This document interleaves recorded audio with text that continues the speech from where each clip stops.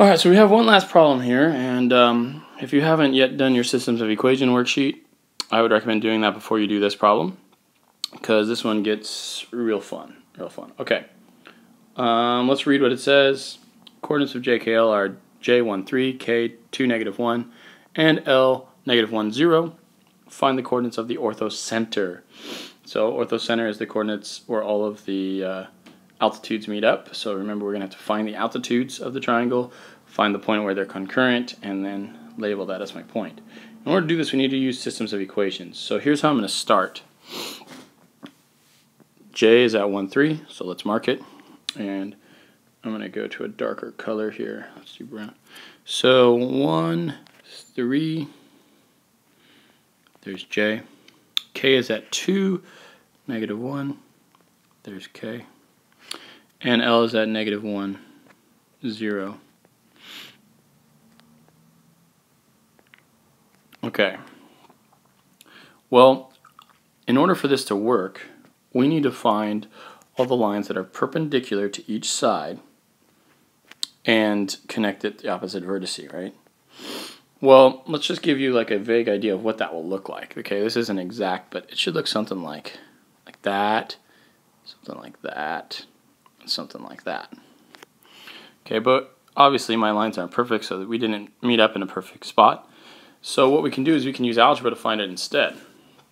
So we could find the slope of JK and then find the perpendicular slope to that by taking the negative reciprocal and plugging it in a line that goes right through point L. So let's just look real quick. Slope of JK looks like I go down 4 over 1. So just make a little note.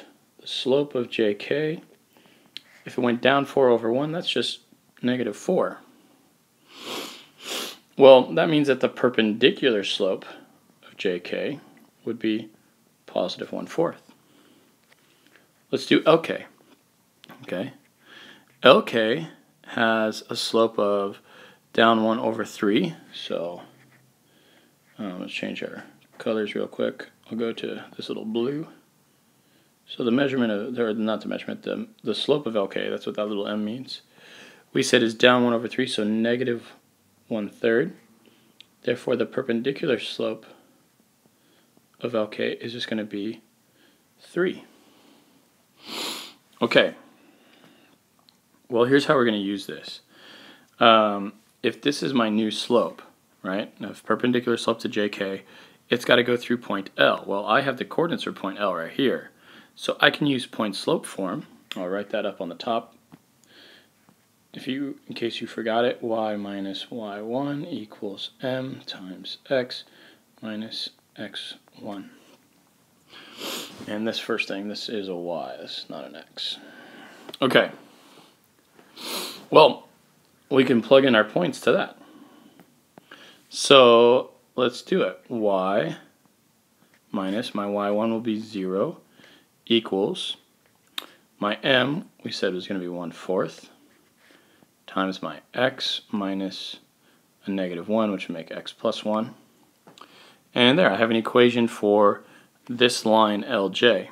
Now let's find, I'm sorry, not this line LJ, but for this line that is perpendicular to JK and goes through point L.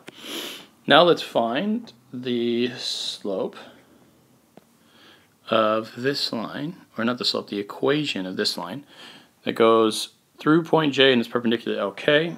Well, here's the slope already. We said it was going to be 3. So, and it's going to go through point J now. So y minus, here's my coordinates for J, y minus 3 equals, my slope is 3, and then x minus 1. Alright, so now I got two equations, and now all I really got to do is find the point where these things meet up, because I know that all the altitudes will meet up at the same point. So if these two meet up, then I'm done, right? If I can figure out where these two meet up, then I know that the third one's going to meet up there as well, so I don't really need to find the third equation. So let's simplify both of these equations real quick. Let's do the green one first. Y minus 0 is just y.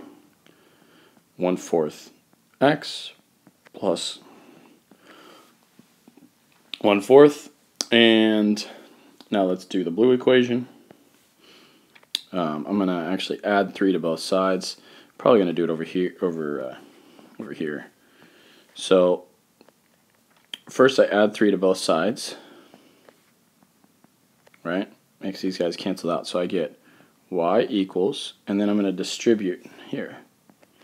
So I would get y equals 3x minus 3, and then remember we added 3. So these guys are going to cancel out as well. So I just get y equals 3x. Well, that's nice and convenient, because now what I can do is I could just take this value we learned in systems of equations, take 3x, and plug it in for the y over here and solve for x. So let's do that. Let's change colors. Go to red once we plug it in. So we'll have 3x. In order to get this to work, though, I need to have common denominators, right? So 3, this is the same thing as 3 over 1. So if I multiply top and bottom by 4, I would get 12 over 4. So we could write that as 12/4 x minus 1/4 x. All of that equals 1/4. Almost done here. Finally, we get 12/4 minus 1/4 is 11/4 equals 1/4. And the final step to get x all by itself is to multiply by the reciprocal. 4's cancel out, 4's cancel out. These guys cancel out completely. And so we just get x equals 1/11. Alright, now, seems like we're done. We're not quite done. We need to be able to take this number and plug it into the other equation. We're almost there, though. And then we can get our y coordinate. So we would get y equals 3 times 1/11.